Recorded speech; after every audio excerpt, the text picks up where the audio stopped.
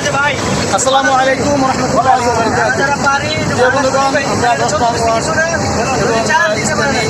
10 আন্দোলন ধারার পক্ষ থেকে শাহেকে চরমনে আমাদের যে ডাক দিয়েছে সেই ডাকে সাড়া দেওয়ার জন্য বড় বড় নির্যাতন রয়েছে সেই নির্যাতনের তীব্র প্রতিবাদ জানানোর জন্য আমরা আজকে যাচ্ছি। ইনশাআল্লাহ আমাদের চূড়ান্ত পর্যায়ে জালেমদের কাছে পৌঁছে দেয় এবং তাদের কষ্ট থেকে কেঁপে তুলে। আসসালামু আলাইকুম ওয়া রাহমাতুল্লাহি ওয়া বারাকাতুহু।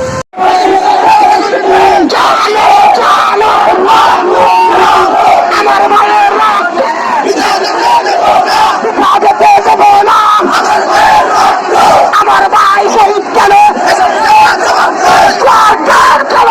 আমার ভাই শহীদ কেন? আমার ভাই শহীদ কেন?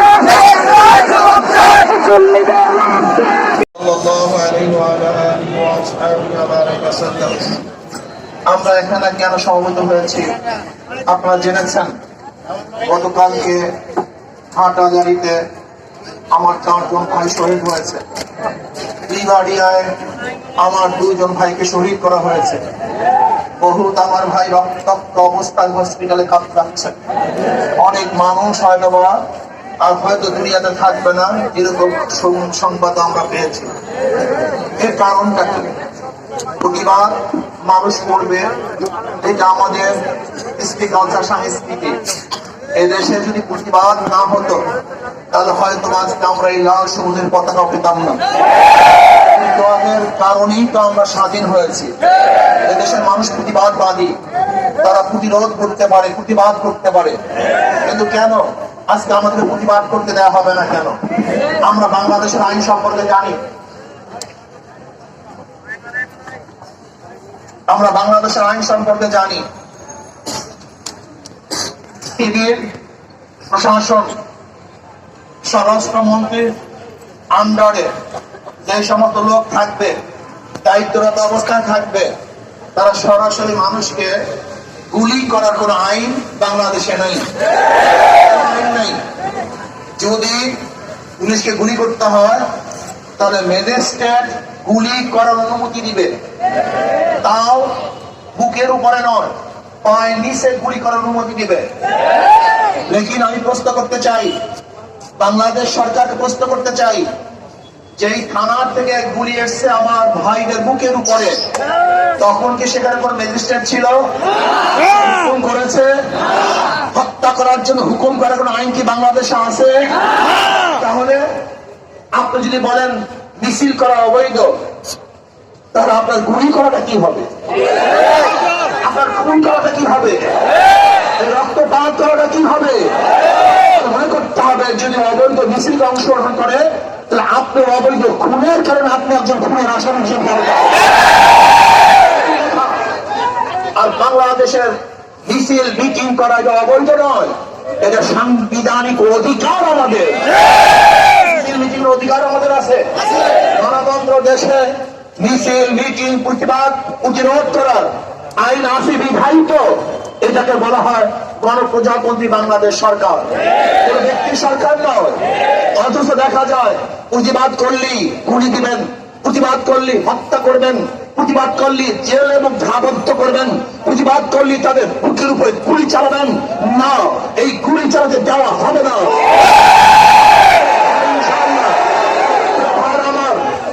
মোদী সাহেব এসেছেন, আমরা প্রতিবাদ করেছি, আমরা তার বিরুদ্ধে বক্তব্য দিয়েছি যে খুনি মোদী, ধর্ষক মোদী, ওই সালে মোদী, সাম্প্রদায়িক মোদী বাংলাদেশে আসতে পারবে না।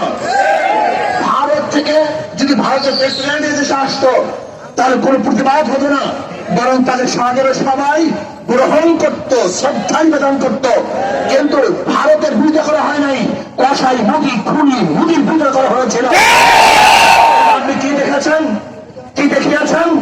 আজকে এই দিনে মানুষ রক্ত দিয়ে দেশকে স্বাধীন করেছে, আর আপনি ওই দিনে মানুষের রক্ত দিয়ে দেশকে কলঙ্কিত করেছেন, আমাদের স্বাধীনতা হরণ করেছেন, আমাদের স্বাধীনতাকে আপনি ধ্বংস করে ফেলেছেন, বিত্ত করেছেন। কাজে দেশ এখন স্বাধীন নয়, পরাধীন। আমরা ভারতের কাছে চিহ্ন হয়ে গেছি। আমাদেরকে আরেকটা স্বাধীনতার আন্দোলন করতে হবে। দিয়েছে, আমাদের হাত পায়ের মধ্যে ভারত রশি লাগিয়ে দিয়েছে, আমাদের হাতকে বেঁধে ফেলেছে। আমাদেরকে আবার গর্জে উঠতে হবে,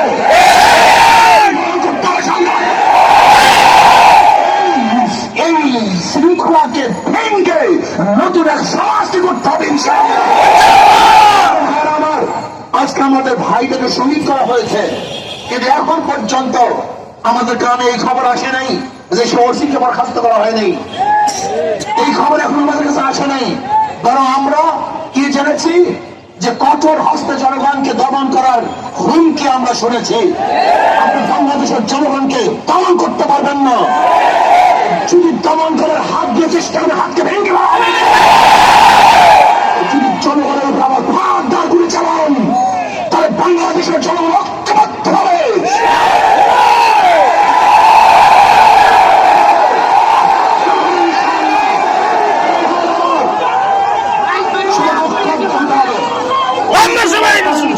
ইসলামী আন্দোলন বাংলাদেশ অমুকের সাথে আসে নাই কেন? আসলে আমাদের বাংলাদেশের রাজনীতিতে আজকে সৌহার্দ্যপূর্ণ কোন ভাষা আমাদের নাই, মেজাজ আমাদের মধ্যে নেই। আমি বলবো যারা বিভিন্ন কর্মসূচি দেন অথচ তারা দেখা যায় আমাদের টেলিফোন করেও সৌজন্যবোধ রক্ষা করেন না, একটু আমাদেরকে বলেন না এই কর্মসূচি অংশগ্রহণ করুন, আপনারা সমর্থন জানান, এরকম পর্যন্ত আমাদের মধ্যে সমবেদনা জানাবারও আমাদের মধ্যে ভাষা নেই, সেই মন মস্তিষ্ক আমাদের মধ্যে নেই। এর জন্য আমরা বলবো যে আমাদের নিজেরা ইমান ও তাগিদই আমরা এই আন্দোলনে নেমেছি, সংগ্রামে নেমেছি। কাজে ইনশাআল্লাহ আমাদের আন্দোলন সংগ্রাম চলতেই থাকবে ইনশাআল্লাহ। কাজী ইসলামী আন্দোলন আর একটা কথা হলেই চট্টগ্রাম মেডিকেল থেকে এখনো আমাদের শহীদ ভাইদের লাশ হস্তান্তর করা হচ্ছে না। জলদি জলদি আমাদের ভাইদের লাশ ডেথ সার্টিফিকেট দিয়ে আমাদের ভাইদের লাশকে হস্তান্তর করা হোক। যদি বিলম্ব করেন, তরুণী করেন, তাহলে আন্দোলন এমন ভাবে চাঙ্গা হবে যা আমরা আমাদের এই বিক্ষোভ জনসভা থেকে আমরা কয়েকটা দাবি সমূহ উত্থাপন করছি। চট্টগ্রামে হাটাজারি এবং বিবাড়িয়ায় যেসব পুলিশ মিছিলে গুলি চালিয়ে হত্যাকাণ্ড ঘটিয়েছে তাদেরকে বরখাস্ত করে বিচার বিভাগীয় তদন্তের মাধ্যমে দৃষ্টান্তমূলক শাস্তি ব্যবস্থা করতে হবে। নাম্বার 2, হাটাজারির ওসিকে দ্রুত চাকরি থেকে বরখাস্ত করতে হবে। নাম্বার 3, প্রত্যেক শহীদ পরিবারকে আর্থিক ক্ষতিপূরণ এবং আহতদের সুচিকিৎসা ব্যবস্থা করতে হবে। নাম্বার 4, মোদী বিরোধী আন্দোলনে যারা গ্রেফতার হয়েছে তাদের দ্রুত মুক্তি দিতে হবে এবং সকল মামলা প্রত্যাহার করতে হবে। 5, ঢাকা সহ দেশের বিভিন্ন জায়গায় সরকার দলীয় যেসব গুন্ডা বাহিনী সাধারণ মুসলিমদের উপরে আক্রমণ করেছে, অপমান অপদস্থ করেছে, তাদেরকে চিহ্নিত করে বিচারের আওতায় আনতে হবে। নাম্বার 6, সারা দেশে সকল মানুষের সভা সমাবেশ, মিছিল, মিটিং এবং প্রতিবাদ প্রকাশের সাংবিধানিক ও মৌলিক অধিকার ফিরিয়ে দিতে হবে। কর্মসূচি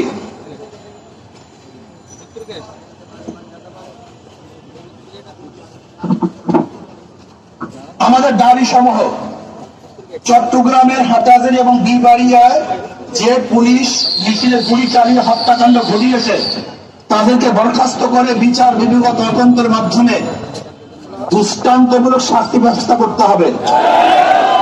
নাম্বার 2, হাটাজারি থানার ওসিকে দ্রুত চাকরি থেকে বরখাস্ত করতে হবে।